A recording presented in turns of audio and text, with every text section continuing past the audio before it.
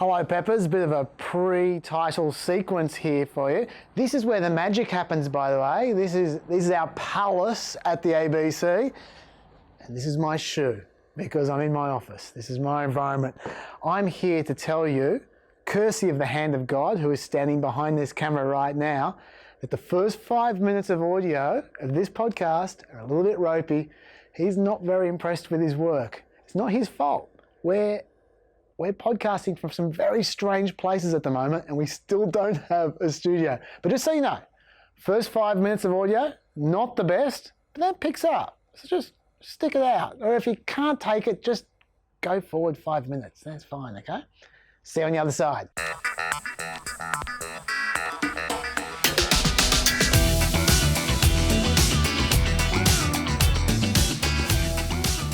This is PEP. I'm Chaz. And I am Dr. David Smith. And this looks like a dungeon of some kind. This is called the Tardis. This is your unofficial guide of the ABC. This is called the Tardis. This is where people go to do interviews with other ABC radio stations, like say ABC Adelaide or ABC Grafton or something, and they sound like they're in the studio. It's because they're talking through these mics here. You might be wondering why we're not talking through these mics here. It's because they're not actually connected to a recording source. Those mics go straight to Grafton or Melbourne or whatever. So they're actually useless for us. Isn't that weird? That is weird. So on a personal note, this is where I did my first ever interview with the ABC back in 2011. And you've come so far. Talking about the fiscal cliff. I don't know if that's an event that any of you remember, but yes, I remember. I was talking to Radio National in Melbourne one night. Wow. How about that? And to think all 9 these years ago. That these, would have been basically exactly 9 years ago. All these years later, you've worked your way up to persona non grata at the ABC. Yeah, I'm officially using the Tardis. You have to record a rogue podcast. Oh yes. Look, we're going to find a place eventually. Thank you so much. So it's going to be someone's living room, isn't it? We're working our way down. We will end up in a gutter somewhere. Thanks to all those who are all you peppers, whether you're watching on Facebook, ABC Planet America, where you can watch our show, which just went to air, hopefully. This might take longer to put this podcast up than us after the show. But anyway, whether you're listening to the audio podcast or listening to YouTube, we're watching us on YouTube. Thanks to all the pity subscriptions last week, because you know how I sounded embarrassed and depressed about how pathetic our subscriptions were. All these people then subscribed and said, I'm subscribing just because you sound sad, Chaz. That's nice. So it's very nice of you. Some people would be too proud to accept pity subscriptions. I'm not one of those people. I once made a career out of dressing in only a adult diaper and jumping on top of Malcolm Turnbull and kissing him. So I have no pride whatsoever. So thank you for those pity subscriptions. Yes. On that note, I would also like to give a shout out to our listeners in PNG. And in response to an email that I got from Simon in PNG, who asked me a question I get asked quite a lot, which is, what other American politics podcasts do you listen to? Are there any other American politics podcasts apart from us? I would love to answer this question, but I can't because I don't listen to podcasts. Yeah. And I would like to answer it as well, but I can't because I'm too busy running away from the podcast committee and hiding behind I'm sorry. I really wish that I could actually answer that question, but yeah, I'm afraid. Yeah, sorry. I read blogs. I don't listen to podcasts either. I read books. Yeah. That's the difference between you and me. About 60,000 words a piece. Yeah. Okay, so I should say as well, by the way, to all those who are subscribing on YouTube, your reward for that is, for your pity, is we actually do put this podcast out earlier on YouTube than on Facebook. Yes. It's not because of any particular magic about YouTube, some deal, some kind of cash for comment scenario. Yeah. It's actually just because Facebook is such a piece of shit. It takes like an hour to load up on Facebook. It takes like 5 minutes on YouTube. So if you do subscribe to YouTube, you will see it first. Yeah. So you can. That's brought to you. I generally see it on Facebook on Saturday morning. No, well, by which time the comment section is already running hot. It certainly is full of emojis. But look, for those who did watch the show today, you would know that we just spoke to Jesse Jackson. Yes. John is a massive fan of Jesse Jackson. He could barely stay in his chair. The guy loves him. I saw him getting very excited. Yeah, about this. he may well. It may be the case that John named his dog after George McGovern, but I suspect that's true. By the way, I suspect that he has a fish or a cat or a rabbit stashed away somewhere called Jesse because he loves that man. How about you? Yes. You're a Jesse Jackson fan? So, in honour of the fact that you talked to Jesse Jackson... Was he your George H.W. Bush? I've got quite strong memories of the 1988 primary. I was about 7 at the time. But even in the Australian media, there was a kind of sense of excitement around Jesse Jackson. So I do want to talk about him a little bit in honour of the fact that you talked to him. Yep. And he's by far the best guest that you've ever had. Better than Dr. Sebastian Gorka? God, I hope you fumigated the studio after that one. What I wanted to talk about specifically, Jesse Jackson's presidential runs in 1984 and 1988, because these are very interesting and significant events in American political history, and I think their significance just gets bigger and bigger the more that we actually have an historical perspective on it. So Jesse Jackson is, especially now with the passing of John Lewis, one of the last surviving members of that 1960s civil rights generation. He was one of the younger members of that generation. He worked alongside Martin Luther King and others. From what I've read, he was always seen as ambitious, a bit of an empire builder. Some other civil rights leaders were always a little bit suspicious of his kind of personal ambition. But that personal ambition and the ambition to build national coalitions at a level of electoral politics was really something quite unique.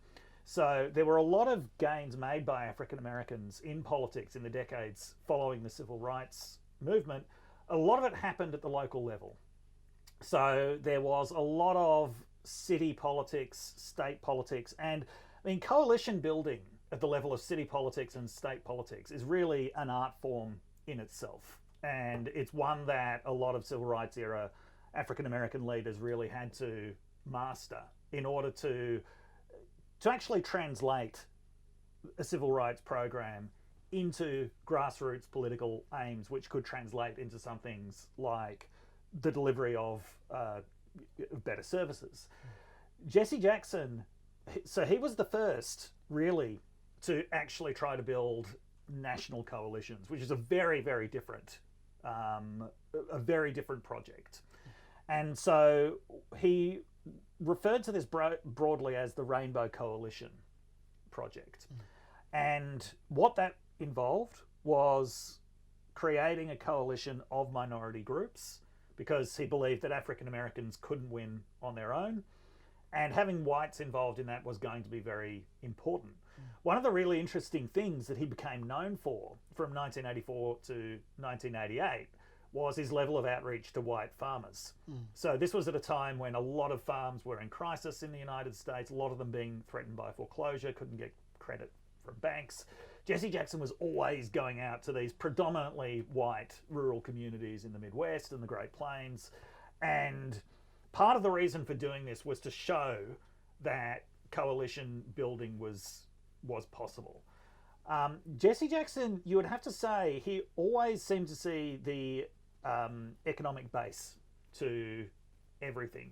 So even though at the time he was regarded as a practitioner of what would now be termed identity politics, actually when you look at what he was doing, there was always this very kind of strong economic message, which in some ways actually foreshadowed what other parts of the left would really end up doing. But actually being of the left in those days was considered a massive political liability. And one of the things, I mean, so Jesse Jackson was really distinctive in two ways. One, he was the second African American to really seriously run for president after Shirley Chisholm in the 1970s. Second was, he was the only serious Democratic candidate really openly of the left, with a left agenda. That was so unusual that the term left was rarely even used. The term liberalism was used to apply to the left, and that was seen as somehow toxic, right? So the New York Times said he couldn't win, first because he's black, Second, because of his unretrenched liberalism. Yes. And certainly when he was, after 1984, when Mondale lost 49 seats to Reagan and was perceived as being too liberal, the prevailing wisdom in the Democratic Party was we need to go hard to the right. So the Democratic Leadership Council, the DLC, which Jesse Jackson referred to as the Democratic Leisure Class, formed in 1986, essentially with the aim of finding a centre-right candidate to run against Ronald Reagan's successor, who ended up being George H.W. Bush. Now, okay, just to go back to 1984, first of all, though. So Jesse Jackson got, I think, ended up getting about 21% of the popular vote. I think got 18% of the vote in the primaries and got a few more points in the caucuses, but only got 9% of the delegates. And his complaints about that process actually led to the democratisation. It's one of the things that sort of led to the further democratisation of the process, making it more proportional, making it less winner takes all. This is all sounding very Sanders. Well, I mean, one of the interesting things, in the end, Barack Obama would be one of the major beneficiaries of this. But Obama couldn't have won in 2008 without the kinds of rule changes that actually made it so that the delegate base more faithfully reflected the proportional vote. But anyway, so Jesse Jackson runs again in 1988, which is exactly what the Democratic Party does not want, right? Because they are looking for their centre-right candidate. It looked like it was going to be Gary Hart for a while, but Gary Hart was brought down by personal scandals. So Jesse Jackson ended up, and he ended up doing a lot better than people expected. He'd done a lot better than people expected in 1984 as well. So Jesse Jackson ended up getting 29% of the delegates in 1988. And he basically won the entire Deep South. He won a lot of Texas. He won Michigan. He won Virginia. I mean, he won everywhere where black populations are a major part of the Democratic Party. And, you know, this horrified a lot of the party leaders because, oh my God, first of all, there was just a widespread perception an African American could not win. Second, seen as far too liberal. Now, we'll come back to the liberalism in a second. I'll read out some parts of the Jesse Jackson platform. Okay. But on the first point, I read this really interesting piece, okay, take your leaf out of our guest Indrani from a couple of weeks ago, who, made a point of really going back into historical source material. So I looked up this article from 1987 in the Washington Post by Juan Williams, well-respected African-American political commentator who had covered Jesse Jackson's campaign in 1984. Clearly liked Jesse Jackson in a lot of ways, but wrote this article in 1987 in the Washington Post saying, is Jesse Jackson good for the blacks? And his answer was no. He was actually dead against Jesse Jackson running again. On behalf of the blacks. Yes. Yes. And he said, basically, he's got no chance of winning. That was the first major. He said, a black man has no chance of winning the presidency. Fucking look at this country, basically. There'd been one African-American senator elected since Reconstruction. There were no African-American senators in 1988. There were no African-American governors in 1988. There was one Lieutenant Governor, Douglas Wilder, from Virginia, who went on to become the first black governor. There were a handful of African-American mayors across the country, people like Coleman Young in Detroit, Tom Bradley in Los Angeles. But he was saying, no, it's not going to happen. And so he made this argument that Jesse Jackson, by running, was basically going to suck up the entire black vote in the Democratic primaries and prevent a more electable white candidate from forming relationships with black voters. Can you imagine anyone making that argument today? Yeah. It's just really fascinating. Make way for the white guy. That's basically what it was saying. It's really fascinating, saying, look, he's basically saying African Americans can be a political force, but they have to be a political force within the Democratic Party that is basically not going under the banner of the most charismatic African American leader in the country. Having said that, Yes. while I can't imagine anyone making that argument openly in 2020. Yeah. Isn't that what just happened? Isn't that what Joe Biden is? Hang on, you've lost me. Isn't Joe Biden the white guy that black people got behind? Oh, right. So you're saying he's a fulfillment of one Williams's prophecy. Well, I'm just saying, like that. Like he is there. That's true. Yeah, He is there because black people said, well, this is the best guy we're going to get to beat Trump. He would be 1988 Juan Williams's wet dream. Yes. Now, of course, Joe Biden was in the 1988 race. How about that? But what happened to him? What? Plagiarism scandal. Well, yes. Now, because I was reading about this today, I was actually unaware. He got a little bit hard done by in that. So, for those of you who don't know, 1988 was Joe Biden's first run at the presidency. He'd been the senator for Delaware already for quite a while. First official run. By that point, it wasn't the first run in his head. It was about the 8th run in his head. First official run. Yes. But video surfaced of him plagiarising Neil Kinnock in a speech. Now, if you don't know who Neil Kinnock is, well, kind of fair enough. He was a British Labour leader in the late 80s, early 90s. One of my earliest memories of British politics is him losing what was considered an unlosable election in 1992 or thereabouts to John Major. I think his nickname was the Welsh Windbag.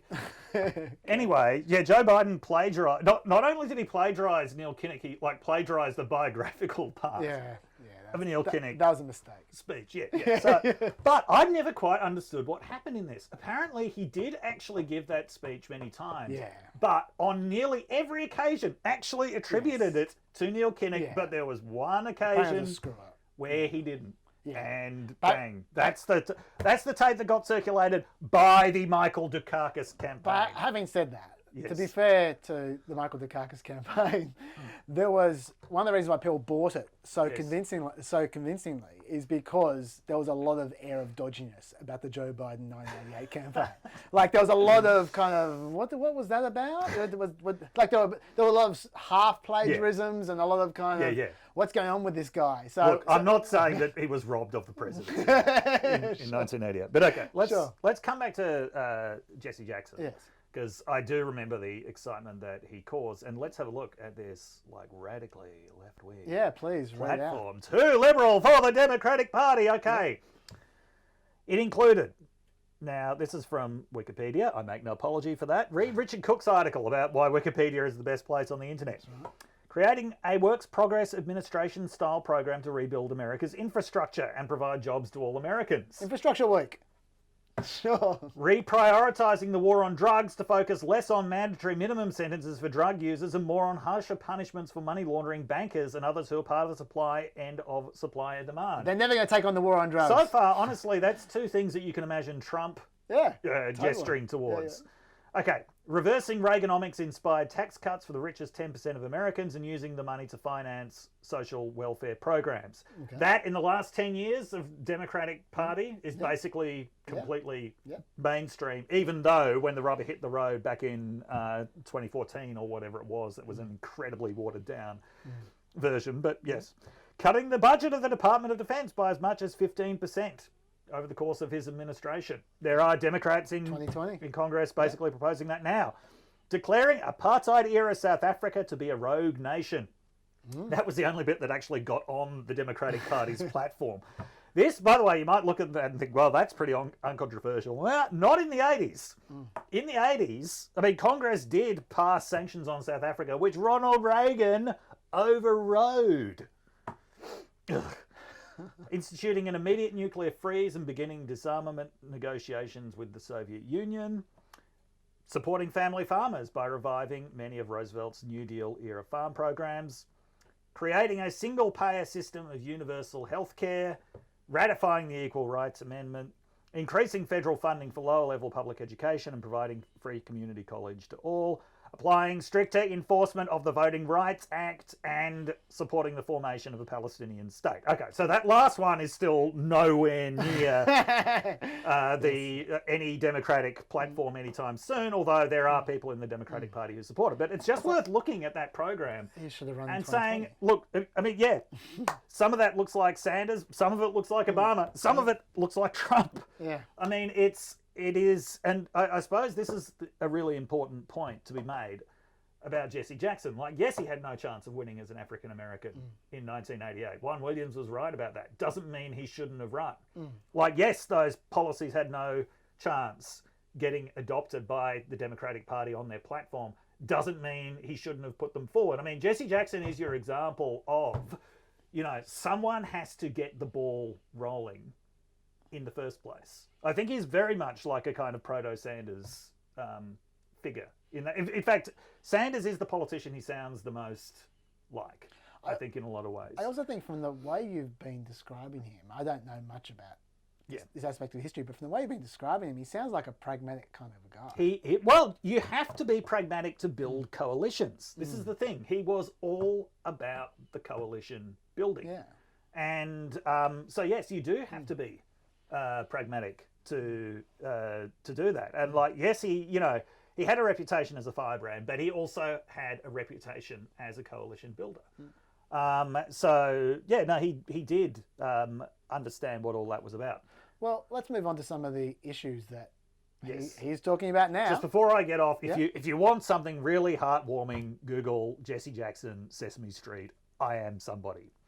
Homework. Yes. It's going to be written up there in the Facebook blurb. Yes. And YouTube blurb. It's a clip from the 1970s. Okay. One of the things which we talk to him about, and he talks about now, is police, unsurprisingly. Yep. Interestingly, if you look at the polls, the trends have continued from the last few weeks, which is BLM, despite Trump's best efforts, are continuing to just become more and more popular. Yes, yeah. But the policies that they are pushing are not translating quite as much. Right. So, for example, in the latest Washington Post poll, 69% support Black Lives Matter, 69% say black people and other minorities don't receive fair or equal treatment from law enforcement. But on the issue of police funding, 55% of Americans oppose moving funds from police departments to social services. That's not defunding. Yeah, that's moving anything. Redirecting. Yeah, that's redirecting anything. Right? And 43% say they oppose it strongly. Yeah. You'll be unsurprised to hear 84% Republicans opposed, 53% of independents opposed, 59% of Democrats support it. Here's the thing, though. This goes to your Jesse Jackson point. Yes. Over half of Americans under 40 support the funding shift, whereas less than a third of Americans 40 and older are in favour of the funding shift. So it's one of those start the ball rolling type scenarios that you're describing. And there's actually a great example right now of what I've been talking about with this kind of stuff, which is, my view is, like, I'm not an activist type. I think you won't be. Oh, really? What? Who would have thought? Who would have thought? Yeah. I'm not on the front lines. You're not going to go out and join that weird Falun Gong protest outside the ABC? That's where our podcast is coming from next week. The Falun Gong protest outside the ABC. But what I have been saying all along is that from the realpolitik stable, if you want to do something, do it. Yes.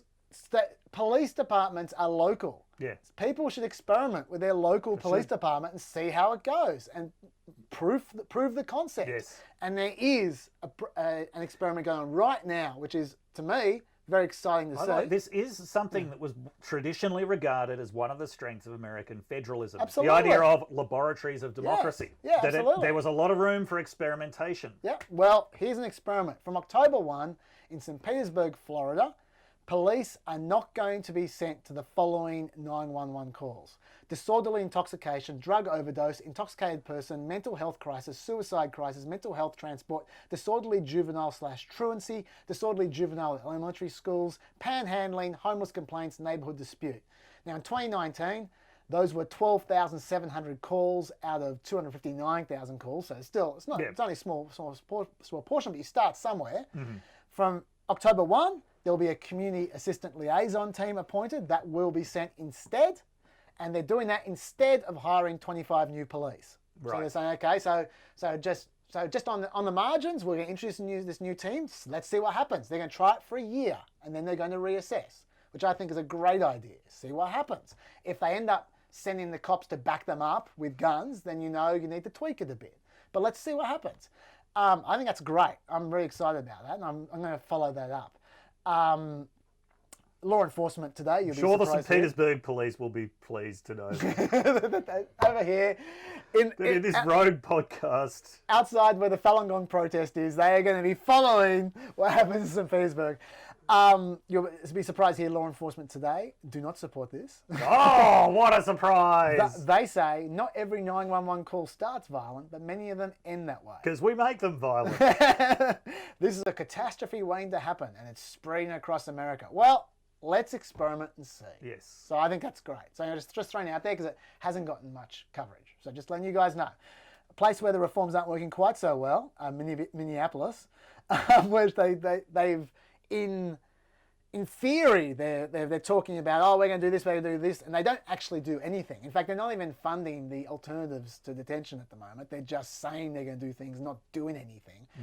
And meanwhile, the Minneapolis police have the shits, like they always do whenever this kind of scenario occurs. And 150 out of the 800 Minneapolis police are filing for PTSD, which usually means they're going to leave. And that's in comparison to 105 all last year. So like the numbers are up. They actually, by their charter, they have to have a certain number of police. They're going to fall below that. So ironically, without them doing anything, they might defund the police but on the police's side through attrition. But anyway, but yeah, I'm interested in St. Petersburg. Some other police stuff. St. Petersburg, for those of you who don't know, is near Tampa, Florida. It is part of the Tampa Clearwater metro area. St. Petersburg metro area. They might be heading for their own revival. St. Petersburg is the setting of the movie Spring Breakers. Did you ever see that? I never saw Spring Breakers. The interesting thing about Spring Breakers... Is there an interesting thing about Spring Breakers? Yes. Yes. It's the number of... Because in my academic community... Sure. It's the sheer number of English literature people who study it as a text. Really? Yeah. This movie? Yes. It sounds like a it's a James porn movie. It's a James Franco movie made by Harmony Korine Okay. about these women who run around Florida committing crimes in bikinis. Like it's incredibly gratuitous, but it's got this sort of veneer of artisticness about, oh, is it subverting these conventions or isn't? I've actually read some some things that have drawn some really intelligent stuff out of this movie. I'm just not sure if that stuff was actually put in the movie in the first place. Sure. But this is the thing about reading films as texts in the age of the death of the author. It's not necessarily something that was originally put in there by the author in the first place. It's the discourse as part of a broader social system. Does Spring Breakers make it to the homework? No. No. No, okay. No, I didn't like it very much. No, that's okay. Fair enough. Yeah. Just on my way through, when I'm talking police stuff, this is something that just caught my eye, this is big news in asset forfeiture. You know, I'm a big fan of asset forfeiture. The Michigan Supreme Court found something. Oh. Michigan! Oh my God! It's the Michigan corner! It's the Michigan Corner. Yeah, I can't believe I'm bringing Michigan corner this week.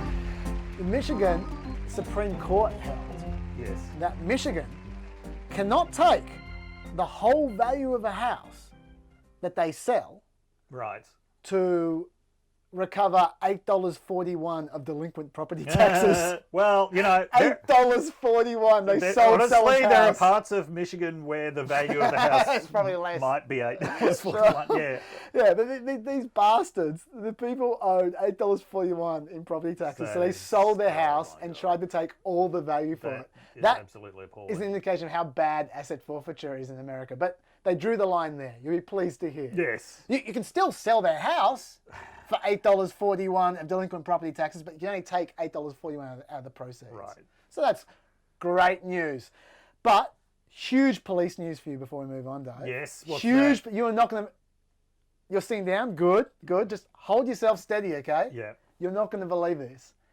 An employee of Starbucks in Park Ridge, New Jersey was arrested and charged for spitting in drinks ordered by police officers, and apparently he actually did it. Someone finally did it. Actually did it. Yes. They've charged the guy. Apparently, they've got evidence. It's for real, just for once. What, DNA evidence? Or I think video. You know what's charged? You know his charges were? This is my favourite bit. 3 charges. Subject a law enforcement officer to contact with bodily fluid. Yeah, okay. Creating a hazardous or... I know. It's subject a law enforcement officer to contact with bodily fluid. It's a disturbingly generic charge. It really is. Yeah. But anyway. But okay, it can cover a range of scenarios. Yeah. Yes. Creating a hazardous or physically dangerous condition. Okay. This is my favourite one. Knowingly, this is a charge. Okay. This is from the police charge sheet. Knowingly tamper with a cup of coffee, knowing it was ordered by a law enforcement officer. Oh my God. That is a crime. As a crime. So the lesson is, if you're going to tamper with a cop's drink, make sure it's a cup of tea. Because the law is knowingly tamper with a cup of coffee, knowing it was ordered by a law enforcement officer. But that's for real. It actually happened. There you go. Wow. Okay. All right. Let's move from what is part of the law to what is not part of the law. This is a new segment I'm only going to introduce for this week, and that's it. And that is This Week in Extrajudiciality. Let's try that again, hey? This Week in Extrajudiciality. Okay. You know what I'm talking about? I'm talking about the goons. Yes. Dr. Dave. We talked about the goons for half an hour on the Friday show. You might have just seen it. So I'm all talked out. Dave, what do you want to tell us about the goons? This is just appalling. This is absolutely atrocious, what is happening in Portland and what looks like is going to happen in other cities. Chicago and Albuquerque. Baltimore has been suggested, Detroit.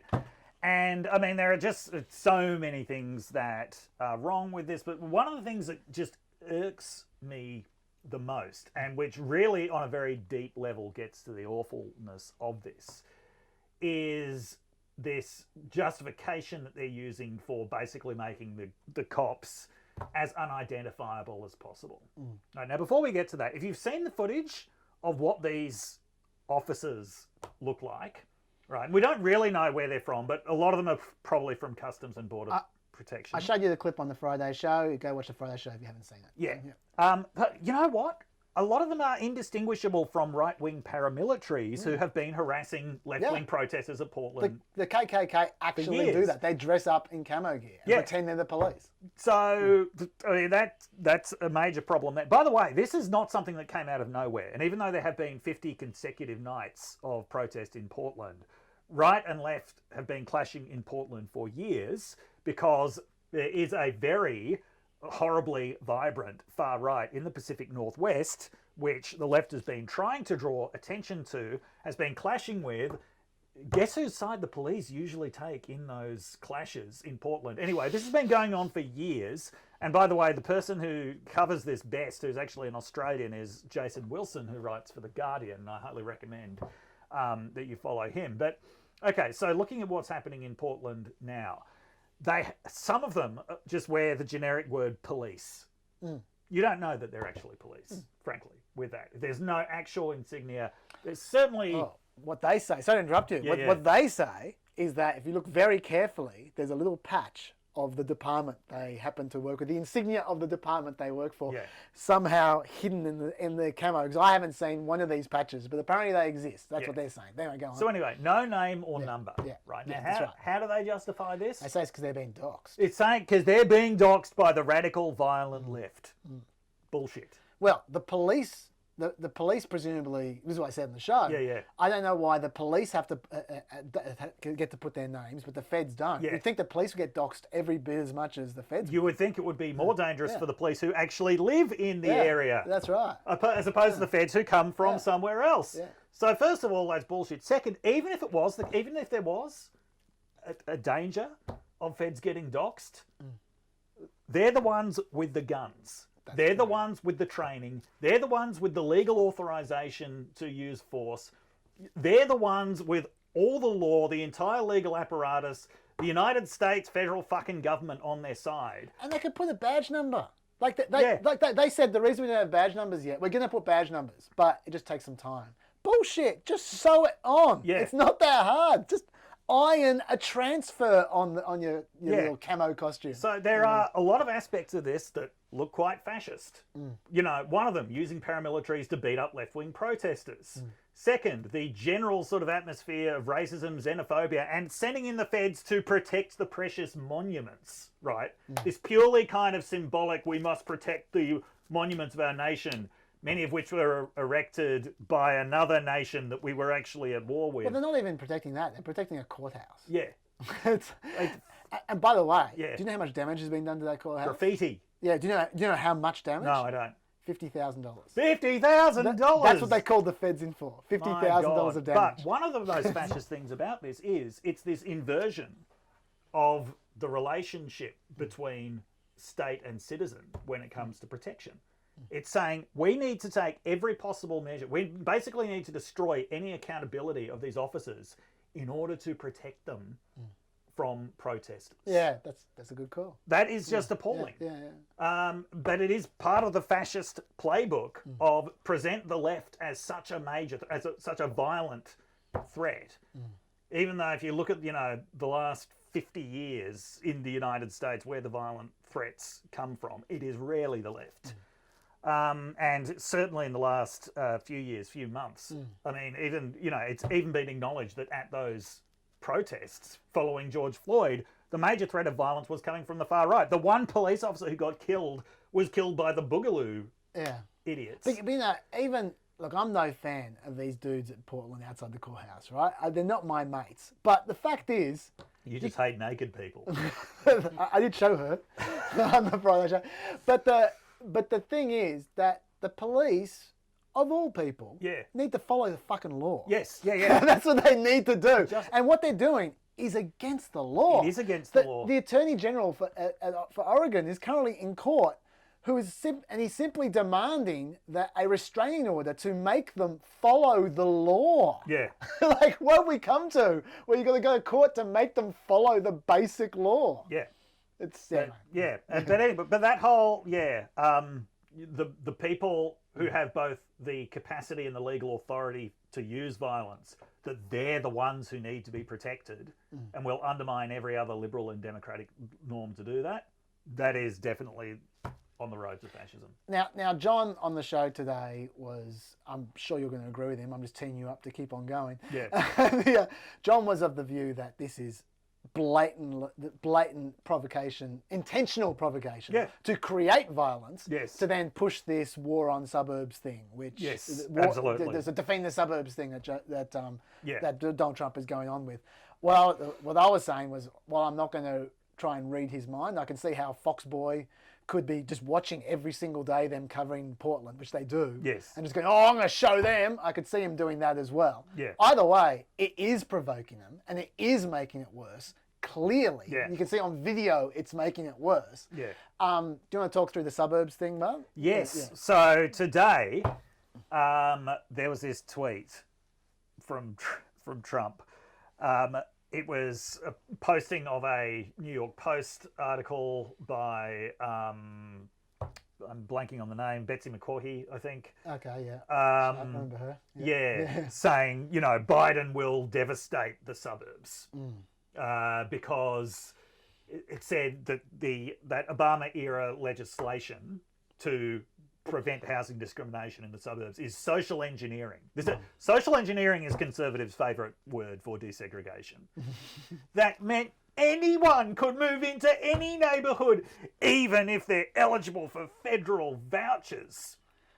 Now, you know what this reminded me of? What's that? I'm not actually going to say the slogan because it is basically unsayable.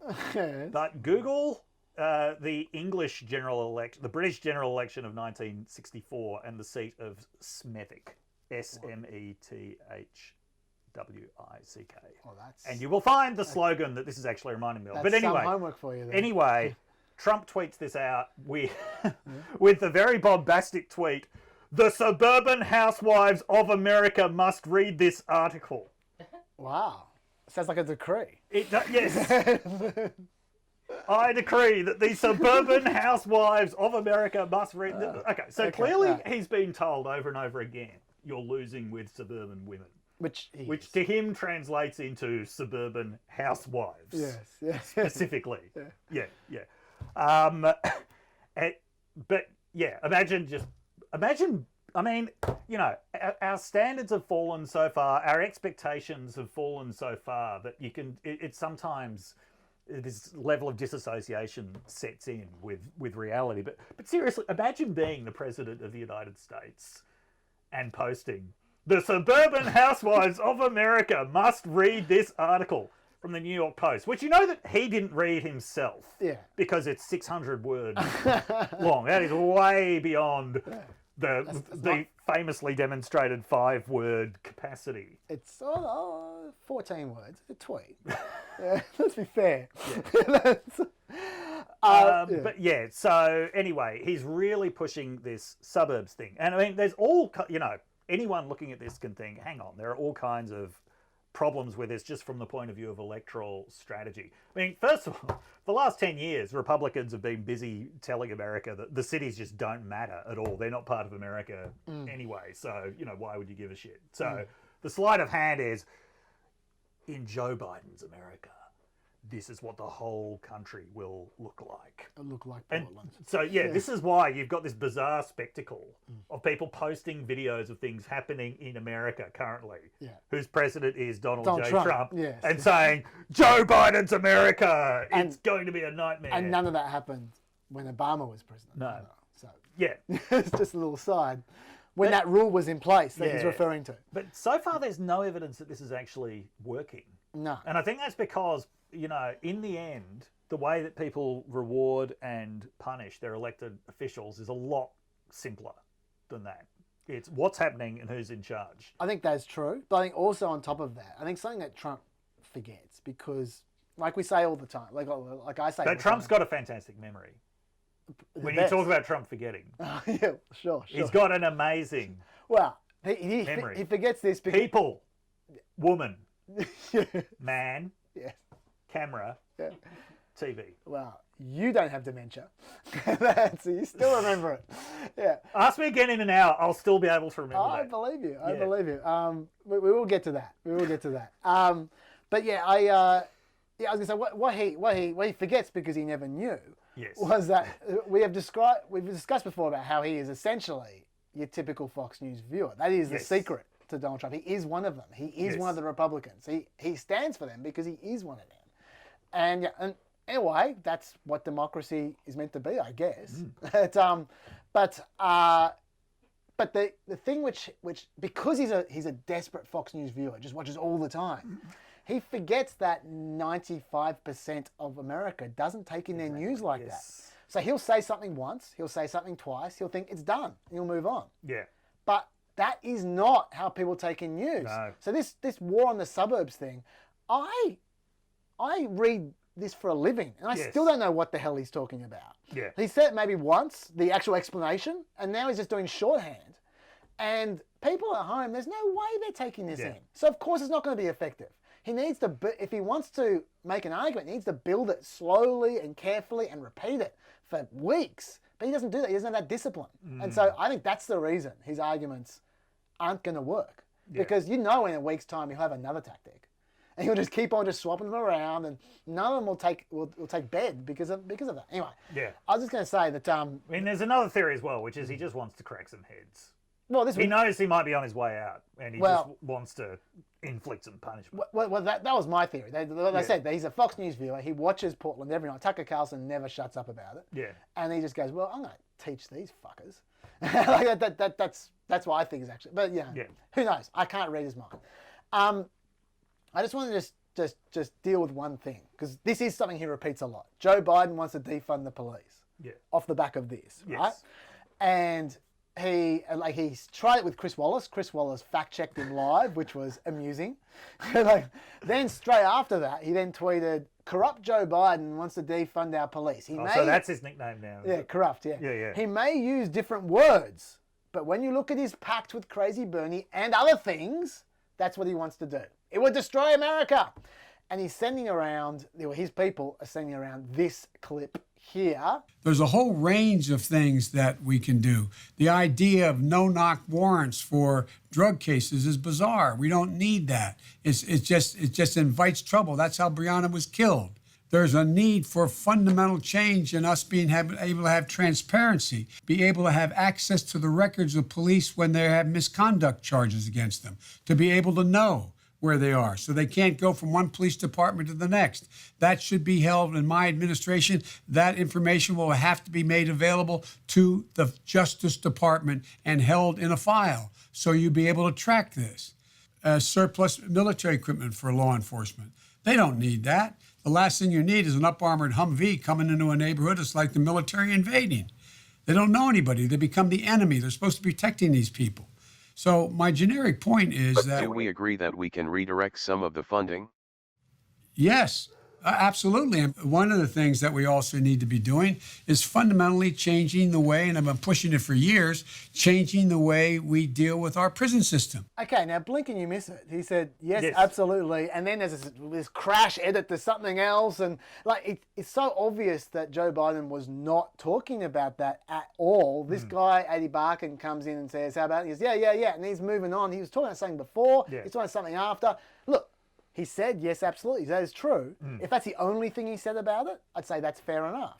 Even though there's some weird edits going on there. Yeah. It seems like he's making YouTube clips now. There might have been some Biden moments in there that hit the cutting room floor. But anyway, but that's not the only thing Joe Biden has said. In USA Today, he wrote, while I do not believe federal dollars should go to police departments violating people's rights or turning to violence as the first resort, I do not support defunding police. The better answer is to give police departments the resources they need to implement meaningful reforms and to condition other federal dollars on completing those reforms. And then back in June, when the Democrats were going nuts about defunding the police for the first time, and people were saying yes, Biden said, no, I don't support defunding the police. I support conditioning federal money to police based on whether or not they meet certain basic standards of decency and honourableness, etc. So he has very, very clearly said now on many occasions that he does not believe in defunding the police, and that is the only piece of evidence they have for saying he does. Now, I know they don't care. Like they're just hanging their hat on that one word, but you at home should know. You should care, Peppers. Well, you should at least know why it's bullshit. So don't just assume it's bullshit. I'm showing you why it's bullshit. Okay, it's bullshit. Okay, so a great piece of extrajudiciality. I shouldn't have called it extrajudiciality. I shouldn't have called it this week in extrajudiciality. That's an impossible word for me to say. A great piece of extrajudiciality this week as well. This is the end of this segment. Is the White House memo about the census. This was appalling. This was so clearly against the law. There was a memo put out from Trump saying, I quote, for the purpose of the reapportionment of representatives following the 2020 census, it is the policy of the United States to exclude from the apportionment base aliens who are not in a lawful immigration status to the maximum extent feasible and consistent with the discretion delegated to the executive branch. Okay, so what he's saying is, when we do the census, we count the number of people and then we distribute the seats depending on how many people are in each area. And he's saying, if you're in an area with lots of illegal immigrants, we won't count the illegal immigrants. Okay, we'll just count the legal immigrants. Now, you might say, well, who cares? The reason why this matters is because there's certain areas, namely Democrat areas, where there tend to be more illegal immigrants. They're the cities, they're Los Angeles and they're Houston, places like that. And if they have less people counted in the Senate, they will have less seats. And so that will be an advantage for Republicans. Okay, so that's what's going on there. Now you might go, well, what are you going to do about it? He's the president. There's this little thing called the Constitution. And in the Constitution there's a 14th Amendment. And what that says is, representatives shall be apportioned among the several states according to their respective numbers, counting the whole number of persons in each state, excluding Indians, not taxed.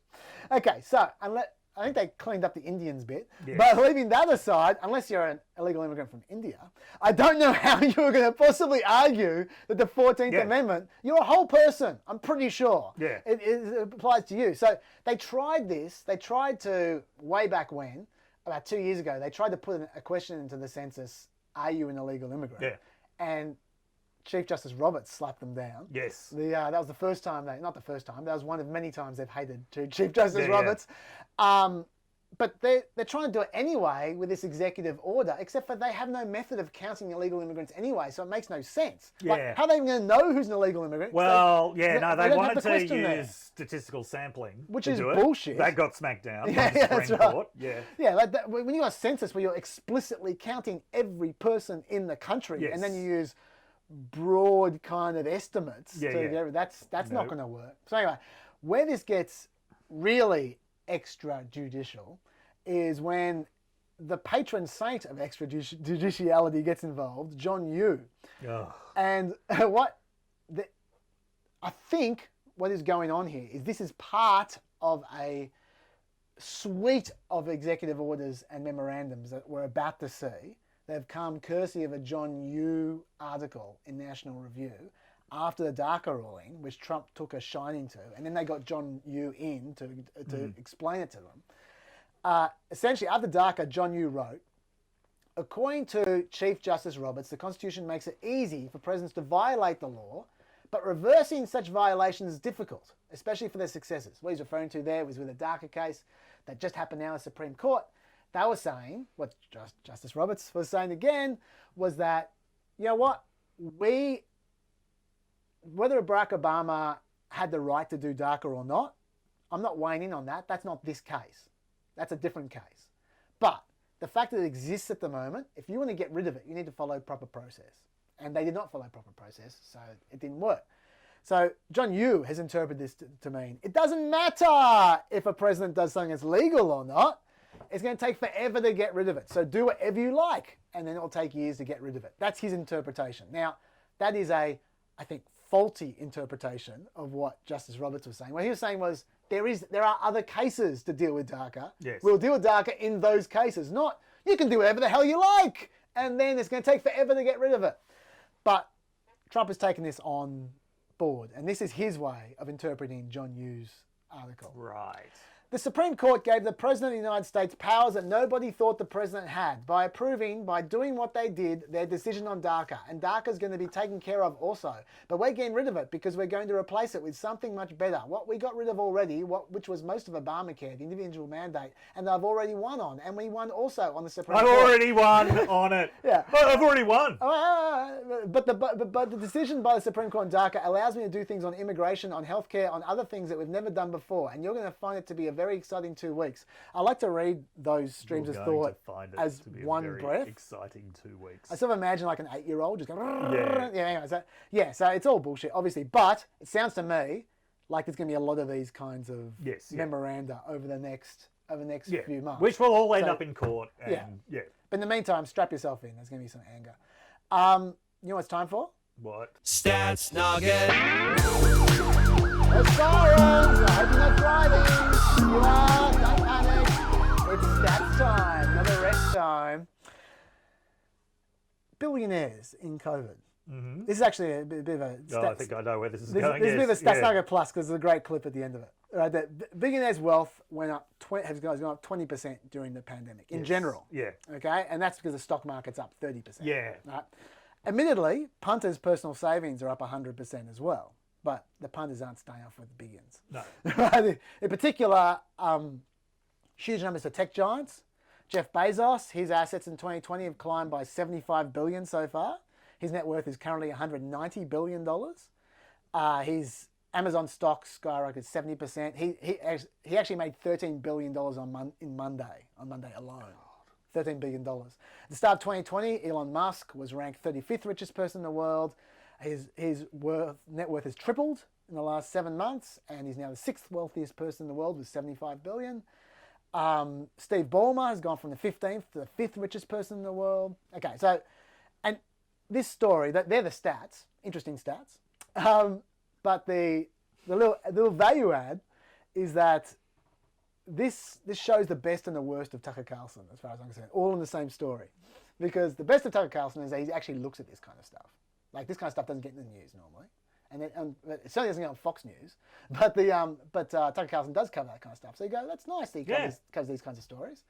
Because he needs to do like one segment out of 100 to convince the most gullible people on the left that he could be an ally. Oh, They could be this great left-right populist coalition. but no one's going to think he's an ally from this story, because the worst of Tucker Carlson is that he turns it into this massive partisan cudgel. Oh, yes. And so his story actually about this Yeah. was not just pointing out the vicissitudes of Yes, net yeah, worth. yeah. His story was, don't you remember when Democrats used to care about people who had $200 billion? I'm not hearing Democrats talking about this. It's because Democrats love Jeff Bezos because he's one of them. These days, it's the Democrats who have $200 billion. He turned this into, aren't Democrats all rich elitists and Republicans are the con man? That was his basic story. And it was a bit pathetic, I thought, because I can't think of any Democrats who walk around going, it's great that Jeff Bezos has $190 billion. By the way, for those of you not keeping up with Tucker Carlson this week he claimed he thought the New York Times was going to publish his address. Something the New York Times would never, ever do, and said that it wasn't going to do. And then said, oh, well, so, you know, what if the names of those journalists got discovered? That was the only signal that his followers actually needed, of course, to go out and dox them. Yeah. Fuck you, Tucker Carlson. Yeah, just to be clear, he said the names of all the people working on the story and said, oh, what if we found out their address? That's, you know, the classic version of the far more powerful person in the situation acting as the victim. What I will say, though, I mean, I agree with your fuck you, because he clearly did that on purpose. Yeah. But I am going to go the New York Times slightly on this, in that, yes, they were never going to give his address out, obviously. Yeah. And they weren't going to show the photo of his house or something like that. But apparently he's moved to a very small town. And he moved to this very small town because he was harassed before in Washington. And so he's moved to That was so overstated, though. It might be. That incident where 15 anarchists turned up and knocked on his door and spray painted an A in his driveway. Yeah. That was presented on Fox News as a riot that happened outside his house. Sure. With people chanting, you are not safe, and trying to bash down his door. What he's saying is that he's had heaps of death threats and all the rest of it since then. Now I don't know if it's true or not, but what I'm saying is that he has moved to it's certainly enough for him to move. Yeah. And he's moved to a very small town, apparently. And according to the people talking about this, whether they know or not, sources say that the New York Times was going to name the town. And so the theory is, once you know the town, you can find Tucker Carlson pretty easily. There aren't a lot of Tucker Carlsons in that particular town. So if that was the case, then I think that was irresponsible of the New York Times. That doesn't mean that he should go in anticipation and destroy 4 or 5 people just as a warning, which is what happened. Anyway, Tucker Carlson does this story. He's feeling pretty good about himself. He's just nailed the Democrats, right, with his little populist thing. And then he throws to Sean Hannity. Have you seen this clip? No. It is so good. And Sean Hannity, you can knock me over with a feather. Sean Hannity seems to be defending Jeff Bezos and taking a stab at Tucker Carlson. Look at, now I know normally with these clips I play you guys, if you're listening to it, you can just hear it. Please either go to YouTube and look it up. The Tucker Hannity. I'll put it in the homework. So look, if you're not watching this, go watch this yourself, because the look on Tucker Carlson's face when he realizes what Sean Hannity is doing is priceless. So, congratulations. Beyond our capability. Have a great night. And now, Sean Hannity takes over from New York. People can make money. They provide goods and services people want, need, and desire. That's America. It's called freedom, capitalism, and as long as it's honest, right? People decide. All right, Tucker, great show. Welcome to Hannity. This is now... I love it. First he's like, huh? And he's just sitting there just trying to process, and then he looks off camera, what? Just when the camera goes off him, it's like you can see him thinking, you're calling me out? Mr. Super Hack? What the fuck? I found that very funny. But anyway, that was a great moment. Little feedback break before we get to 2020. Yes. You mentioned the people from Papua. Yes. And when we say people from Papua New Guinea, let's be honest here. We've had 10 downloads from Papua New Guinea. It's a guy. There's one person from Papua New Guinea who's downloaded 10 episodes. But anyway, maybe there's 20 people who've downloaded half an episode. I want to just read out some feedback from our Facebook page where you can leave feedback. Is this about the size of my arms? No. Please let go of it. Okay. He knows. He knows that you know. He does not have Roosevelt arms. Yeah. Yeah. I know. You don't get 3 times as much now. You shouldn't have done that. Yeah. This is in reference to me talking about the pill over the counter last Right, podcast. yes. I just want to read out because it's from the doctors. So Yes. they know what they're talking about and I don't. Can I just quibble with you, Chaz, suggesting that pills should be available over the counter? There are good reasons for it to be only available on the script and on an annual basis. For one thing, there's a range of medical conditions where either shouldn't be prescribed or only with caution. Smoking, obesity, migraines, blood clots, and it can have significant side effects. Also, generally sexual health guidelines recommending that long-acting reversible contraception, such as Implanon, Mirena, should be encouraged as a more reliable, effective, long-lasting and cheaper option than the pill. A pharmacist has a conflict of interest in this regard. A consult with a doctor also gives the opportunity for STI screening and checking whether cervical screening pap smears are up to date.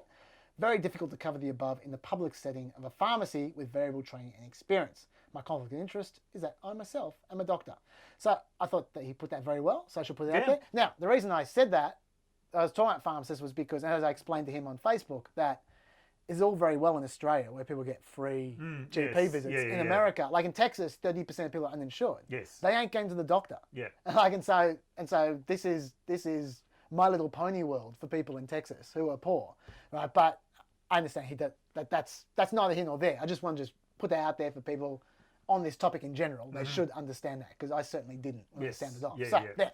The other thing, I have a double stupid. I'm going to correct something from like 2 weeks ago. This was with Richard Cooke. I said something that made no sense. And I want to say it right this time. Because I was talking about COVID, I was talking about teachers, and I was talking about schools. And I was saying how the problem with opening too early your school is if one teacher gets sick, you need to have 6 teachers to replace them for the different classes. Now I didn't mean that. I got myself all confused. That makes no sense. You can replace one teacher with one teacher to take 6 classes. What I meant to say, and I know this from personal experience from my wife who is a teacher, is that when one kid gets sick, that kid has come into contact with not only lots of other kids, but in particular 6 other teachers. Right. Those 6 teachers need to go get tested.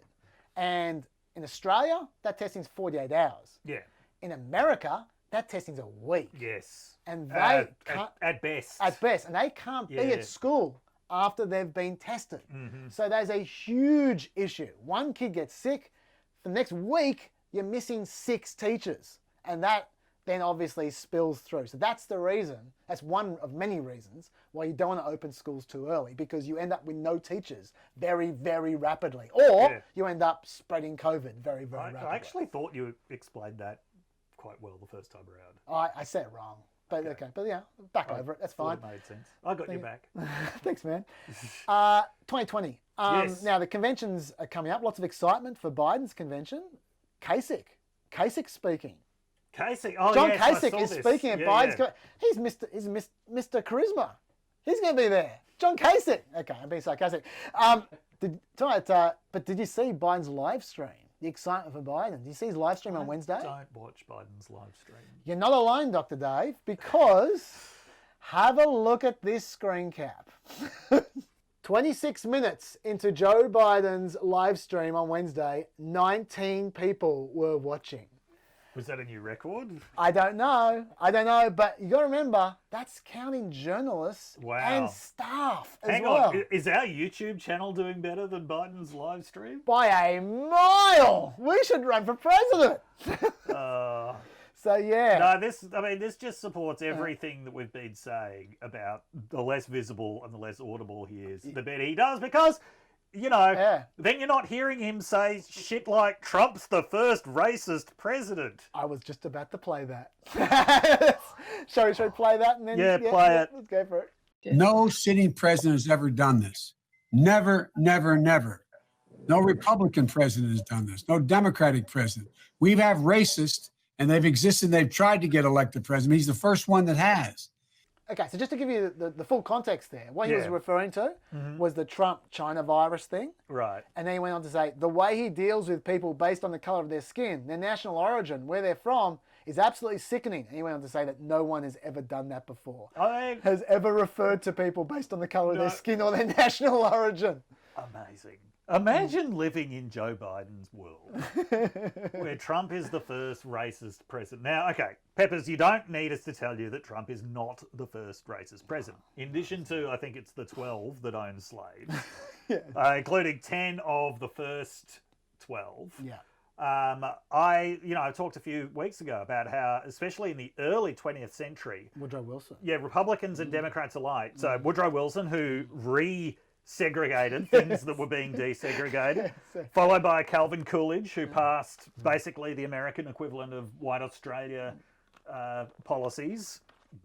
Immigration was limited to white people until the Immigration and Naturalization Act of 1965. And it's not as if racism stopped in 1965 either. Richard Nixon said, I mean, in a coded way, which Trump is now trying to copy, and did a hell of a lot of racist stuff. Ronald Reagan was always carrying on about welfare queens. Everyone knew what that meant. Yeah. And Bill Clinton was talking about super predators. And When he wasn't murdering black yes, people. and signing into law a whole... I'm talking about death penalty. I'm not talking about conspiracy. Yes, a whole lot of legislation, some of which Joe Biden wrote, that disproportionately affected African Americans. So... In other words, you people should give Biden some pity subscribes. This is Don't give us pity subscribes. But I mean, I can see what Biden is doing. It is this whole thing about Trump is just this aberration. But he was trying to not say America he was racist was... a year ago. Remember this? When he first started the primaries, everyone was calling him a racist, and Biden was going out of his way to say he does some things that could be construed as racist. He was trying not to say Trump is racist, and he clearly has changed his tactic on that one. 58% of Americans say that Trump is racist in polls. That includes a lot of white... Do you know how hard it is to get white people to call another white person a racist? Like... Yeah. So, at least on that scale. Yeah. I mean, yeah. Okay. Look, the other guy obviously has his issues as well. Let's get. I'm not going to go through the polls because John has gone through them, and you know what they are. Can I say something about the polls? I'm going to set up your contrarian moment. Don't worry. Okay. Skepticism corner. Yeah, that's right. Yes. Yeah. We should do it. Hand of God, we should do a sting for skepticism corner. I think. Can we do that? Thank you. Now the polling's been so bad for Trump recently. I quite like this article. I mean, look, this is based on sources, so it might be bullshit. But I'm reading it out because it goes to someone who I like to make fun of. Right. Polling's been so bad for Trump recently. His supporters have been trying to cheer him up with tales of the boat parade. Oh, yes, this is so good. Yeah, like there's this boat parade. Yeah. These people came from all over America with their boats, Yeah. with their little Trump flags, and like there was a few hundred boats. And look at those people, they showed real dedication to Trump. Yeah. There is no doubt. But apparently, according to this anonymously sourced article, Trump really digs the boat people. He dubs them his beautiful boaters. Beautiful boaters. The beautiful boaters. And apparently when he's pissed off or he's miserable, people bring up the beautiful boaters and it cheers him up. He loves it, perks him up. And he's asked his staff to push out content about the boaters. And that's why they're always tweeting about the boaters. Right? But this is why I brought this up. John McLaughlin. Trump's pollster, who is the world's worst pollster, told the Daily Beast, this is the quote I love, there's not enough voters to buoy the president to a November victory. But we also do well with bikers, NASCAR fans, NFL, college and high school tailgaters, golfers, aviators, RV people, campers and homeowners. He's not kidding.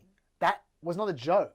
That was a serious comment from John McLaughlin. Yes. That's the shit he tells Trump. That's why Trump is hiding. I saw someone summarize this in a tweet with, "You're doing great with people who fly planes, sleep in the woods, and get drunk in parking lots." And I mean, we can mock that, but that actually we just did. That actually is a much better description of Trump's base than any of those shitty 700 articles about diners in Ohio and West Virginia. Frankly, that's actually basically anyone who is tailgating before a high school football game. Yes. Right, so tailgating, for those of you not familiar, it's popping open your trunk in the parking lot and sort of turning it into a makeshift bar and grill. Yeah. Anyone who's doing that at a high school game, especially if they're not like a parent of a player, you're pretty sure they're a Trump supporter.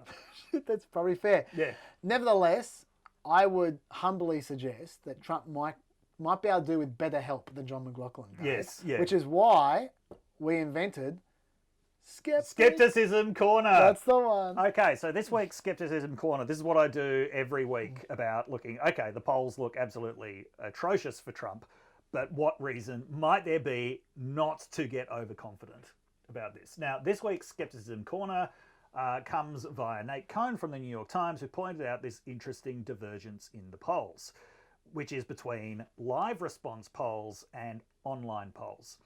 Basically, at the moment on 538, the poll average, the average lead that Biden has is 7.8%, which if you've been following this, you know, that's actually ticked down. Yeah, it was 9 points for quite a long time. Yeah, a little bit. Real Clear Politics, it's at 8.7%, so that's a lot closer to what it's been. It's still big, but okay, what's bringing it down? It's online polls. It's those polls that are conducted basically every day by YouGov is the one that does it the most, but there's a few others who do it as well. They're always showing narrower margins, right? They're always the ones showing 6%, 7%, 8%. I mean, Rasmussen also drags it down, which frequently comes out with 3% or 2%. And so Nate Cohn's pointed out there's this real divergence between online polls and live response polls. Now, normally you would say, well, that's actually fantastic if you want to see Trump lose, because live response polls are generally considered the more reliable one. This is not because, as some suppose, people give different answers over the phone from what they give online, right? There's all kinds of theories. Some Republican was blabbing on this week about, oh yeah, well, when someone calls you up and asks to know your political views and doesn't tell you who they are in this climate of cancel culture, well, of course you're going to say you don't like Trump. No, that is not how it works.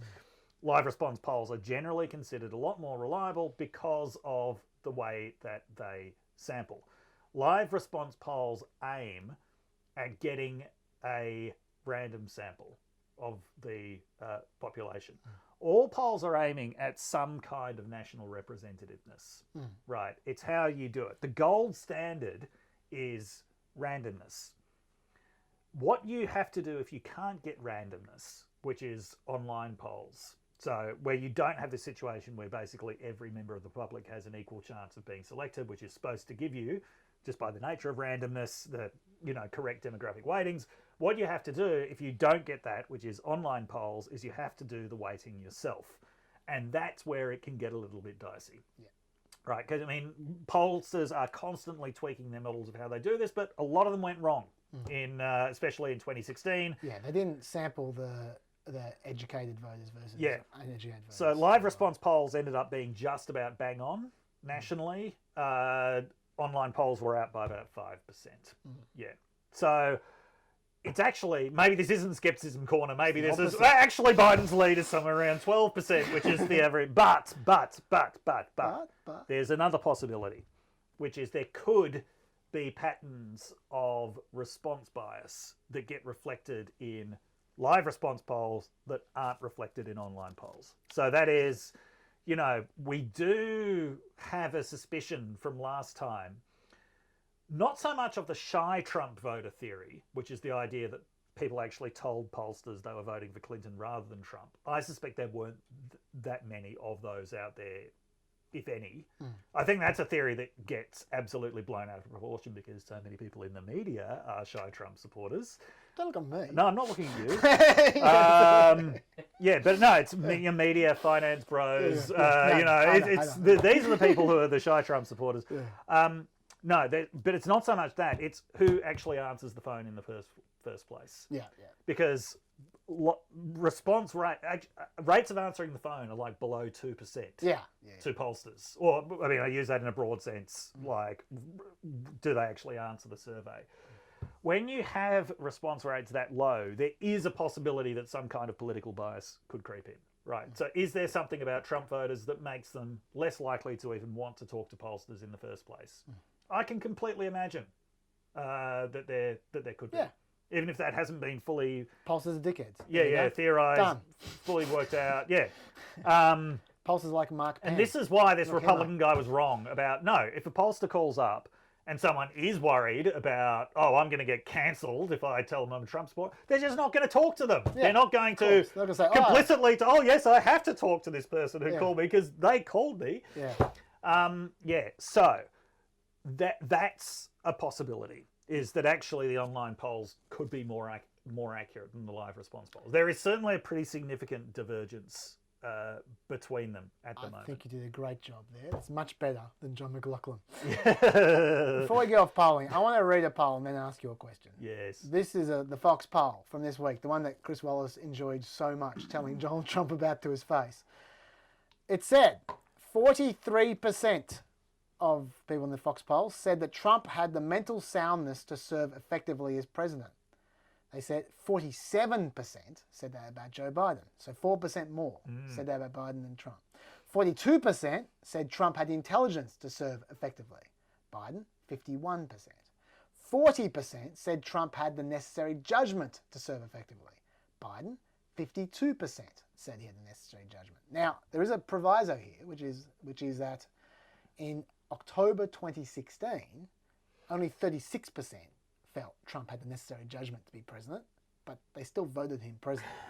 Okay, so this might not mean anything, but my question to you is, Yes. given this is not a one-off, I've seen yeah. a lot of polls like this, why does Trump keep on bringing up that bloody cognitive test when every time he brings up this topic, he's losing to Biden?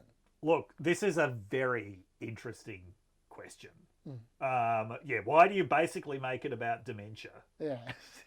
Now, I would say on the one hand, he just assumes that people agree with that he's a genius. Right. He really thinks this is a winning issue for him because he sees this has been a winning issue his whole life, presenting himself as this genius. And he might just not believe at all that, he's fond of saying, oh, you can add 10 points to any poll for me, which at this point in a lot of polls would still have him losing. But I think that must be it. Like, he is so invested in the myth of his own genius that he can't really believe that people would actually believe that he's mentally infirm. Could be it. I'm going to, just because I'm looking at the clock as we go, Yes. I'm going to skip past Kanye Watch. Yeah. By the way, can I say one more thing about a poll? Yes, please. So Ryan Lizzer of Politico excitedly tweeted out this week they'd done a poll on cancel culture. They got some questions into the Morning Consult poll. Yep. And they're like, a plurality of Americans agree that cancel culture has gone too far. Now, plurality, for those of you not familiar with the lingo, doesn't mean majority. It means the most chosen option out of several options. And generally when you're saying a plurality, you mean not a majority, because you would say majority. Yeah, so if it's 35, 30, 35, Yes. 35 is a plurality. So 46% of Americans said cancel culture has gone too far. Some number, 20% or something, said hasn't gone too far. And, the rest said, I've got no idea. Yeah. And they asked them a bunch of questions like this, like, do you agree with Barry Weiss's actions in resigning? And, I think it was a plurality that said, I don't know, never heard of her. Yeah, sure. And then, some said yes, some said no. It wasn't clear whether they were agreeing with her or not. So anyway, this is something you've always got to be careful about in survey research. Are you asking questions that are actually meaningful to people? Right, because if you're not, you are just going to get garbage answers. This is what the sociologist Pierre Bourdieu, who actually used a lot of survey research himself, meant when he said public opinion does not exist. He was saying all it really is what people are telling pollsters within the context of a certain interaction. It doesn't have to be like that, but this is a classic example of that. And what actually astonished me was cancel culture, it's a pejorative term. Yes. Right. No one says, oh yeah, I love cancel culture. Yeah, more cancel culture, please. Yeah, it's a pejorative term. You hardly ever see it in the media without the words has gone too far. Yeah. And yet they couldn't even get a majority of respondents to agree that cancel culture has gone too far. Yeah. Ryan Lizzer, that is not a win for you. That is a loss. Now, the reason that's fair enough. Yeah. While the reason I was looking down at my computer Yes. while you were saying that is because this reminded me of another poll, Yes. which was somewhat related to that, which I thought actually was revealing in a way. You might disagree. You tell me. Is revealing in what's true about this debate and what's not true about this debate. What is true and what's not true? Okay, so let me read you the headline that people went with, and then I'll tell you what I'm referring to. The headline, this is a Cato poll about free speech. Ah, right. Right, they're into that. Right, and It's a libertarian think tank. that's for those who are right. not familiar. Yeah, and the headline was 62% of Americans say, there's a majority for you that day, 62% of Americans say the political climate these days prevents them from saying things they believe because others might find them offensive. Okay, so no, we don't know what those things they're talking about are. They might be super racist things. Right, we have no idea. Yep. But that is at least a precise question, which is good. Now, here is what's true, what's not true. What's not true is that the 62% is a big deal because people act, because this is something I've talked about a number of times. I've talked about cancel culture. It's not new. No. It's not new. And in 2017, that number was 58%. Ah, right. So this whole cancel culture wave we've been talking about for the last 2 years, it's gone up 4%. Okay, so what's bullshit about this is that is some huge wave sweeping the nation. Okay, so that's what's bullshit. But what might be real is something else, which when you look into the political affiliation of the answers is an interesting pattern. 23% of conservatives felt that the current political climate did not stop them saying things they believe. 36% of moderates said that. 41% of independents said that. 48% of liberals said that. And 58% of strong liberals said that the current political climate did not stop them saying things that they believed. In other words, the more liberal you get, the less constrained you feel. Right. And there's a spectrum the whole way, where the conservatives feel most constrained and the strong liberals feel least constrained. So what that's telling me is that to the extent that there is a cancel culture or whatever, it's favouring the left at the moment because the left don't feel so constrained. And I think that is a correct point. Yes. And I think that is a reflection of what we've already talked about a number of times, which is the left is winning to the extent that there is a culture war, the left is winning it. Yeah, absolutely. and so the people who have the power are the people who place the restrictions. And so the strong left feel less restricted. Anyway, so I just want to throw that out there. I thought that was interesting. Yeah. Do you agree? Well, I mean, given it's interesting. Given that the two major issues that people are really talking about are race and sexuality. Yeah. Right? Yeah. Yeah. Fair enough. Okay. Yes. Okay, I'm going to keep on, as I'm going to skip Kanye. Every single week I'm going to be ready to talk about the ballots he's missed. Not just in terms of running for president properly, but being a write-in candidate, because they have deadlines as well. Right, yes. To be a write-in candidate. There's only 8 states where you continue to be a write-in candidate without applying properly all the way up to the date. So he has begun to miss, I think he missed like 11 states, but he gives a shit. Yeah. Next week, I'll give you the update. Okay. Because I'm not taking him seriously. Anyway, on my ongoing, every single week, I'm going to give you another example of the concerns about mail-in voting. Because New York Times reported this week, between 20 and 30% of ballots in New York City from their primary were disqualified. Only 800 of 65,000 absentee ballots have been tabulated in the 12th district as of this Wednesday. God. So get ready for 2 months of waiting for some of these elections. Just remember that, okay? Because on the night, I promise you, people are going to act like the results are in. They are not going to be in. They will not be close to being in. You heard it here first. Okay. I'll skip all that stuff. Oh yeah, just one little thing I want to say. I'm going to play a clip to show, because there's also something people are talking about on the Facebook page. So talking about Ruth Bader Ginsburg and her cancer. Yes. Yeah. There's a lot of people saying, can they replace her now? Isn't it too late? Because Kavanaugh, there were months and months and months. Man, they can replace her. I want to play you a clip from Joni Ernst. Have you seen this?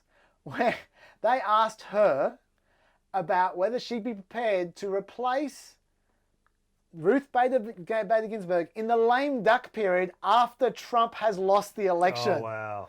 And this is what's happening. So there's like 2 weeks. 2 weeks? Maybe, Yes. maybe I think it's 2 weeks after the election, where they all sit, the Senate and the House and the President, they're all seen together, and they can pass some last minute legislation in that 2 week period. This is what she has to say. What's different here is it could happen during that lame duck. We're talking about Ruth Bader Ginsburg.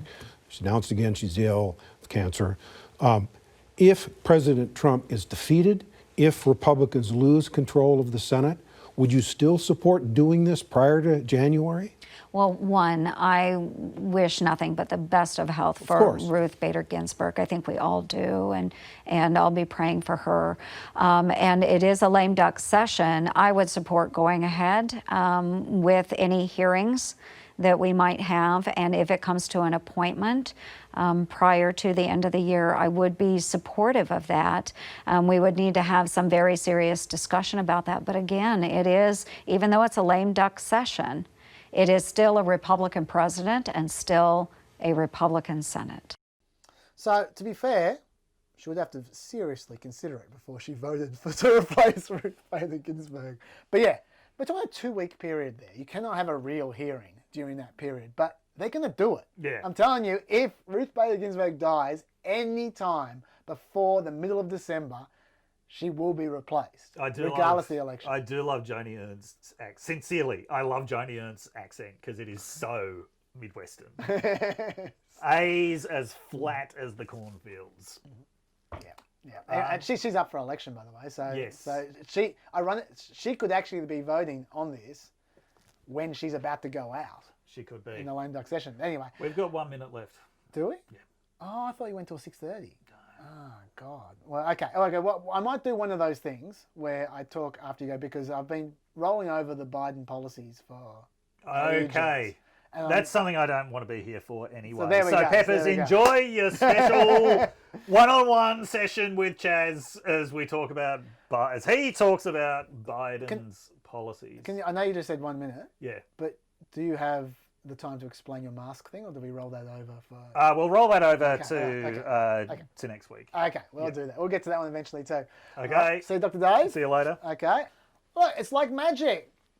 Dave has turned into the hand of God. Now, the hand of God has this thing going where he doesn't even talk. He just is the human prop. You can talk. Yeah. You got a microphone. I do have a microphone. But he likes to not talk. Yeah. I don't have anything to say. There we go. Now, I'm not going to make this interesting. I'm going to warn you in advance. I'm going to make it quick rather than interesting. If you're not interested in Biden's policies as a result of the Unity Commission between him and Bernie Sanders' crew, then thank you very much for watching PEP. We're probably... Do you think we're going to have a Wednesday one? Do you think we're going to get that together? We need a studio or something. Okay. Yeah. If we can get a studio, we are going to have we're going to have a Wednesday podcast next week. If we got a guest lined up, they're waiting. If we can't find a studio, then it might be the week after, and it'll be next Friday. From the car park. That's right. But yes, so if you're not interested in Biden's policy, thank you very much for watching PEP, and I might see you on Wednesday, I might not. If you're interested in Biden policy, strap yourself in. I'm going to try and make this quick. Okay. Firstly, he's got an American... This is the result of the commission, okay? So there's like a compromise between Biden's original policies and Bernie Sanders' original policies. He has an America First policy. Now, this involves a $400 billion 4-year increase in government purchasing of American-based goods and services, plus $300 billion in new research and development in US technology concerns. Essentially, he's trying to co-opt the Trump slogans about America First and being parochial and patriotic and all the rest, and almost nationalist with your manufacturing, but he's actually put some numbers behind it, put some money behind it. Half of the $300 billion from research and development is into clean energy initiatives. He's also going to tighten current Buy American laws for government services. They're filled with loopholes at the moment, so they don't have to really buy American at all. The government's going to launch a 100-day supply chain review that could require federal agencies to only buy medical supplies and other goods manufactured in the United States as like a defense thing. But at the same time, it's about the old Buy American. Trump's response to this is a little odd. He said, it's a plan that is very radical left, but he says the right things because he's copying what I've done. But the difference is he can't do it. And he knows he's not doing that. So it's radical, but it's also my policy, and it won't happen, but still be afraid. Okay. That's that policy. Told you I'd be fast. Biden climate change policy. Net zero greenhouse gas emissions by 2050. net zero greenhouse gas emissions for all new buildings by 2030. Eliminate, by the way, do you have anything to say about America first? Didn't think so. Eliminating carbon pollution from power plants by 2035. Would spend $2 trillion over 4 years on green infrastructure, as opposed to $1.7 trillion over 10 years, which is what he previously was going to do. So there's basically his targets now are a lot stricter and a lot earlier. But no reduction in nuclear power, which people were trying to get him to do. No fracking ban, which is very important if you want to win Pennsylvania, because Pennsylvania is big on fracking, and Biden knows that, so hence no fracking ban, even though he promised to have a fracking ban during the primaries. I haven't forgotten that, Biden. I know where the video is. Yeah, you've played that before. I have. I remember that. There you go. I remember I said at the time that's going to be a problem in Pennsylvania. Well, obviously, Biden agreed. Yeah. No date for phasing out the sale of fossil fuel vehicles, but he vows to replace 3 million vehicles in the federal fleet with zero emissions vehicles, build 500,000 electric charging stations around the country. They always promise that. And offer cars for clunkers type incentives, as in you trade in your shitty car and you get a discount on a brand new zero emission vehicle. For people to trade in, their old vehicles. Biden also plans to subsidise the retrofit of energy efficiency features in 4 million buildings and weatherising 2 million homes over 4 years. And Biden would also subsidise the construction of 1.5 million energy efficient homes and public housing units. That will all supposedly create 1 million jobs. Okay, cool. And also give every American city with 100,000 or more people high quality, zero emissions public transportation options by 2030. It means gas buses. That's what he means. Maybe solar buses. Yeah, maybe just he'll stick to trains. He loves his trains. He does love his trains, but they cost a lot of money. It costs more money than he's got. Anyway, Biden immigration. Moving on. Do you have anything to say about climate change? No. Biden immigration. There'll be a roadmap to citizenship for undocumented immigrants. The Democrats have been sent out for a while. A fast track to citizenship for DACA. So the roadmap can take 10 years or 15 years, but citizenship tomorrow for DACA people. He didn't propose, do you remember back, you'll remember this, because we made a bit of a thing about it on the show. Back in the primaries during the debates, Julian Castro made a big deal about criminalising or removing the criminal element of illegal entry. Yeah. So at the moment that's breaking a law, and he'll get rid of that. And he was a real hard ass on Beto O'Rourke about that, because Beto O'Rourke didn't want to do that. On Beto. That's all right. Beto O'Rourke. Thank you. He's not going to do that. Biden's not going to do that. He's not stupid. Yeah. So he's not doing that. He's not going to touch that law. He's going to, so it's still going to be a crime to cross the border without documents.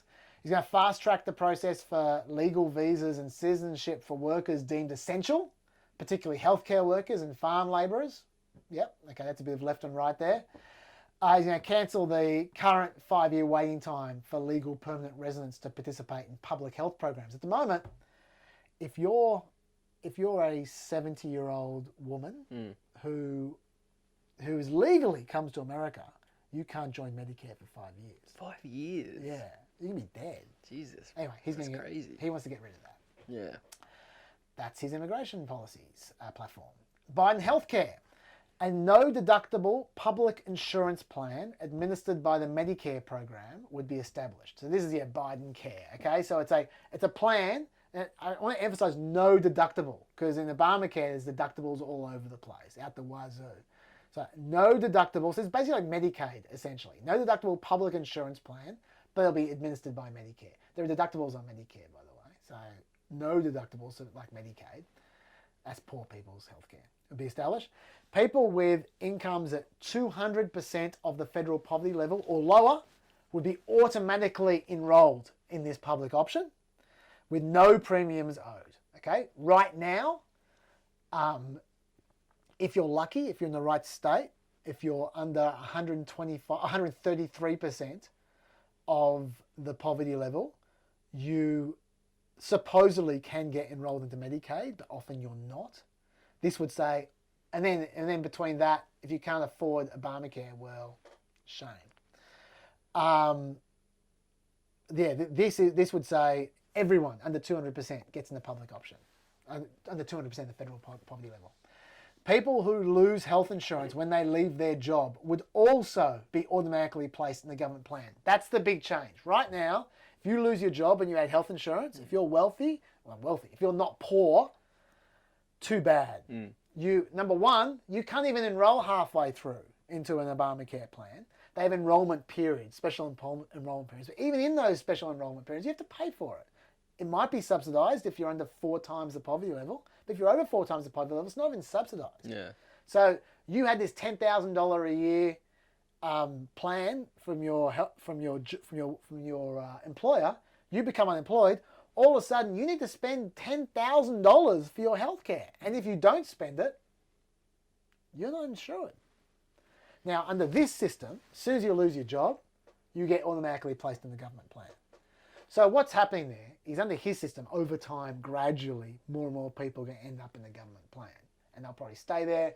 And that's like a really slow glide path towards Medicare for all, essentially. Obamacare premium subsidies will be pegged to platinum level coverage, which covers 90% of your medical costs. A platinum plan is 90% of your medical costs. Right now, Obamacare is linked to silver level coverage, which is 70% of your medical costs, which means you get a much better value plan. And no income limits for subsidies. Subsidies go all the way up to the millionaires, but the millionaires won't get a subsidy because the subsidy is based on how much, the proportion of this healthcare plan to your income. So they won't need subsidies, but no income limits for subsidies. That's his healthcare plan. Housing is the last one. America's biggest rental assistance program, Section 8 housing vouchers, is currently only used by 5 million people, but there are 16 million people who qualify for it income-wise. There's just not enough money to go around. So 11 million people are just, well, too bad. I know you're poor enough for a voucher, but tough shit. He is going to make sure, he says he's going to make sure everyone who qualifies gets assistance. There'll be enough money for everyone. There's CBPP data, they're a think tank, data shows that receipt of housing vouchers leads, actually it's a government body, sorry, shows that receipt of housing vouchers leads to a decline in children experiencing separation from their parents, 16.9% if they've got housing to 9.8% if they, sorry, it's the other way around, 9.8% if they've got housing to 16.9% if they don't. Okay? Domestic violence declines from 11.8% down to 7.8%. Food insecurity declines from 48.5% to 38.9%, all linked to housing. And obviously, housing instability, if you have these vouchers, goes down from 38% to 17%. What a surprise. The poverty rate falls from 22% under this proposal. It falls by 22% under this proposal, and the child poverty rate falls by 34%. So I couldn't read my own writing. And the bottom line with this is, if you watched our show just before the break, I talked about neighborhoods, and how neighborhoods, if you're grew up in a neighborhood, you're kind of fucked. It's really hard to succeed when you grow up in a bad neighborhood. The idea of this is to overcome those issues through these vouchers. Will it work? Will it not work? I don't know. But if it does work, it will address a lot of the issues with race. When I say a lot of issues with race, I mean in terms of economic inequality with regards to race. It will address a number of those issues. Not completely, but some way. Better than they are at the moment, at least. That's a summary of Biden's policies. The compromise with Bernie Sanders. Do you have anything to say, hand of God? No, not really. What do you, like, it all seems pretty standard, nothing really... I reckon. Is there anything that really, like, groundbreaking for you or anything? There's nothing here where I say to myself either that's a genius proposal or that's stupid. Yeah. It all seems to me like a pretty sensible compromise, to be honest. Yeah. Like it is very much a halfway point between Sanders and Biden. It doesn't cost nearly as much as Sanders' policies. Like all up, I think that's $8 trillion, which over 10 years, which is that's a lot of money. But if you're a person who cares about budgeting, and a lot of people these days aren't. If you're one of those people who cares about budgeting, $8 trillion is doable. You get $4 trillion just by closing the tax loopholes that Trump opened, or replacing all the taxes that Trump got rid of. So you go a long way to $8 trillion just from that. So there's actually potentially realistic if you're worried about that kind of stuff. And there's no poison pills there. There's nothing there where you go, oh God, that's insane. Like the fracking ban, if they did that, he'd just lose Pennsylvania for sure. There's nothing like that. There's nothing where I go, oh my God, I want to vote Biden now because you're the best. But it's sensible. Like he can stumble and he can dribble and he can talk shit, but whether it's him or someone else, whoever's making the decisions about his policies knows what they're doing. Yeah. Like they know how to not do stupid things. Yeah. And that's nice. That's nice. Anyway, anything you'd like to add? Hand of God, do you have this opportunity? Maybe you should give a little Tucker Carlson wink to the Peppers to get them to contact the podcast committee. I am not going to name any names. We don't know. They're faceless. That is true. That is true. I don't know any of their names. And no. I'm going to do the direct opposite of what they've just suggested. I'm not going to do any kind of Tucker Carlson wink, implicit or otherwise. If you try to find out who the podcast committee are and speak on our behalf, you're going to get me sacked. So do not do that, okay? I've already told you far too much. I lack discretion. So leave it. We have a process. We're going through the process. The process right now is straight down, but I have some ideas. We'll see. We'll see. The car park is already wired up. It's ready for us to go. I have some ideas. Don't worry. We'll work something out. Keep it going. It might not be this Wednesday, though. So, if we can work it out by this Wednesday, you will see our guest podcast. Our guest podcaster is probably listening to this right now. Hi, guest podcaster. Hello. We'll tell you if we have a studio for you on Wednesday. Otherwise, we will see you next Friday. I've already mentioned the YouTube handle. Come on, give him a send off. You're relentless. Subscribe to YouTube. I mean, what about the audio podcast? What about Facebook? Yeah, well, they all count, man. They can do it as well. Okay. Subscribe to everything. See, now he's happy. Thanks, guys. Yeah.